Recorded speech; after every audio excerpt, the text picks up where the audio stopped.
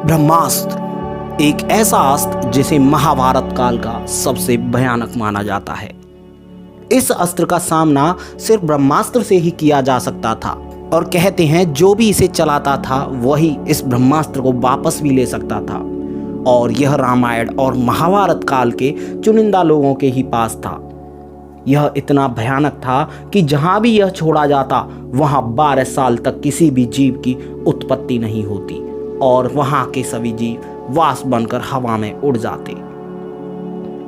अब बात यह है कि जब हमारे पूर्वज टेक्नोलॉजी में इतने विकसित थे तो आज हम इतने पिछड़े कैसे हो गए। अब मन में ये विचार आता है कि इन ब्रह्मास्त्र जैसे भयानक अस्त्रों का क्या हुआ।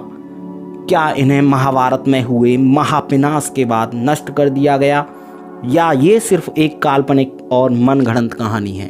तो आइए जानते हैं। तो दोस्तों, मेरा नाम है भानु प्रताप और स्वागत है आपका अपने YouTube चैनल रहस्यमयी दुनिया में। कहानी की शुरुआत होती है सन 1945 से, जब वैज्ञानिक जे रॉबर्ट ओपेनहाइमर ने गीता का गहन अध्ययन किया और इसी बीच अमेरिका ने इस वैज्ञानिक को परमाणु बम बनाने का काम दिया।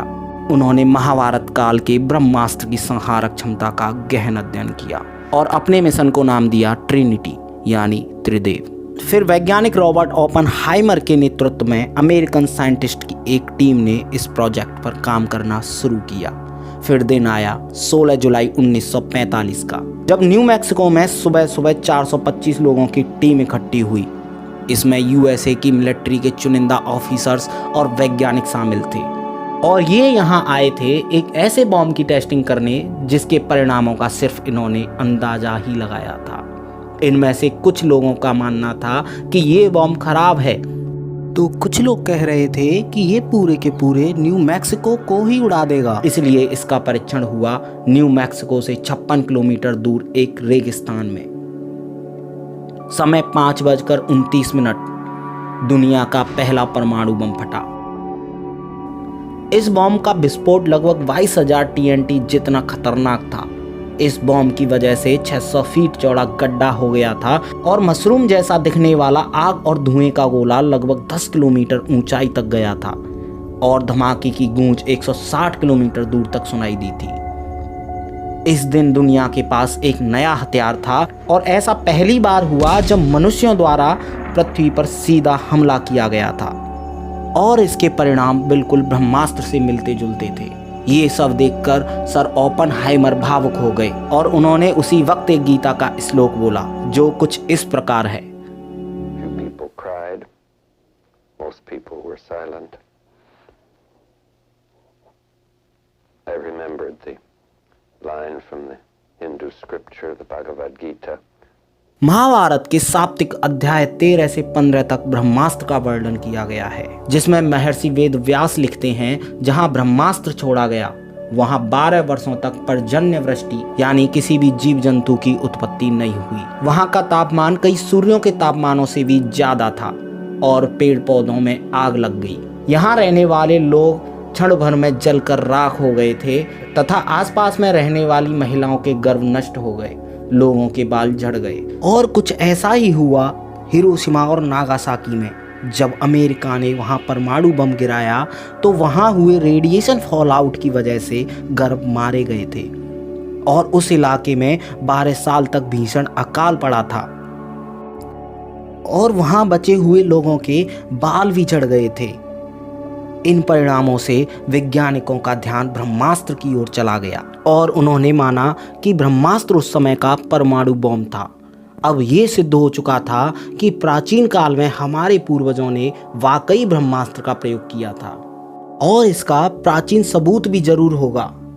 बहुत रिसर्च के बाद वैज्ञानिकों ने वो भी खोज निकाला, वो है इंडस वैली यानी दक्षिणी पाकिस्तान। आज जहां पाकिस्तान और अफगानिस्तान है वहां महाभारत काल में पांचाल, गंधार, कुरु और कंबोज थे। उसी काल में सिंधु और सरस्वती के पास ही लोग रहते थे और सिंधु सरस्वती के बीच के क्षेत्र में रहते थे कुरु। यहीं पर 1922 में राखलदास बनर्जी ने इंडियन आर्कोलॉजिस्ट के साथ एक प्राचीन शहर खोज निकाला और वो था मोहनजोदड़ो। जब इन लोगों ने मोहनजोदड़ो के खंडरों को ढूंढा तो उन्हें वहां 44 मुंह के बल लेटे कंकाल मिले। इनमें से कईयों ने एक दूसरे के हाथ पकड़ रखे थे। आखिर क्यों ये कंकाल इतने हजारों सालों में भी सड़े गले नहीं? क्यों इन कंकालों को किसी जंगली जानवर ने नहीं खाया?